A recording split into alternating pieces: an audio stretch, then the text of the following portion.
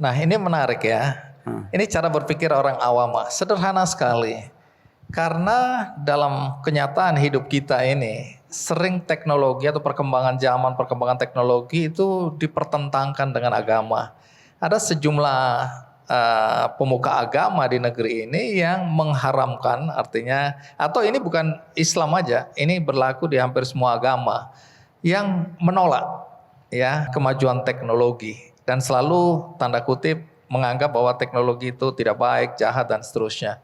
Lalu bagaimana dunia pendidikan menyikapi ada pertentangan antara perkembangan teknologi dengan agama? Silakan Mas Komar. Banyak kiai-kiai yang ngirim anaknya itu studi sains di Indonesia. Anda boleh teliti itu. Jadi kalau mereka mertangkan sains itu sesungguhnya kalau diverifikasi tidak begitu kuat. Karena apa? Karena yang menemukan kompas itu dulu kan juga sarjana Islam. Hanya oleh Eropa itu digunakan untuk berkelana angkasa, kita hanya untuk melihat kiblat gitu. Karena jatuh ke fikih yang menemukan senjata-senjata itu di Eropa itu menjadi alat industri, di kita kan untuk perang.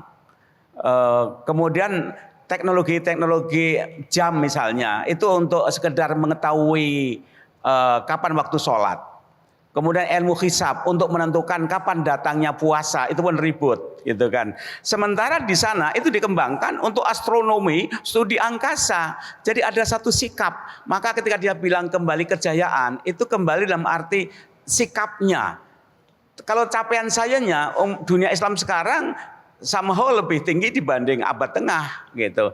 Tapi sikap pionirnya itu sekarang kita nggak ada, lemah sekali gitu. Saya hanya ingin memberikan sedikit tambahan informasi ya. Siapa ilmuwan atau cendekiawan Islam atau Muslim di masa lalu yang temuan-temuannya atau pemikirannya mempengaruhi dunia ya.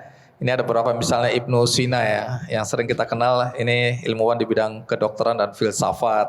Kemudian di bidang Al-Khawarizmi yang Anda sebutkan tadi, menemukan angka 0 itu, dia adalah di bidang astronomi dan matematika yang menjadi dasar perkembangan komputer modern. Jadi algoritma itu dari Khawarizmi, kan jadi algoritma.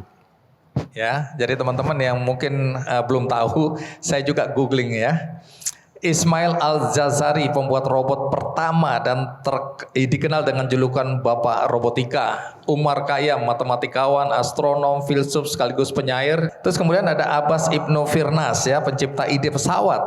Ulama brilian, astronom, penemu, insinyur, penerbang, dokter, musisi dan penyair. Jadi semua diborong itu. Ada penyair yang bisa jadi dokter yang bisa jadi penyair, atau penyair yang jadi dokter.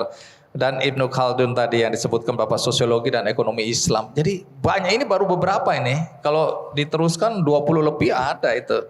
Jelajahi cara baru mendapatkan informasi. Download Metro TV Extend sekarang.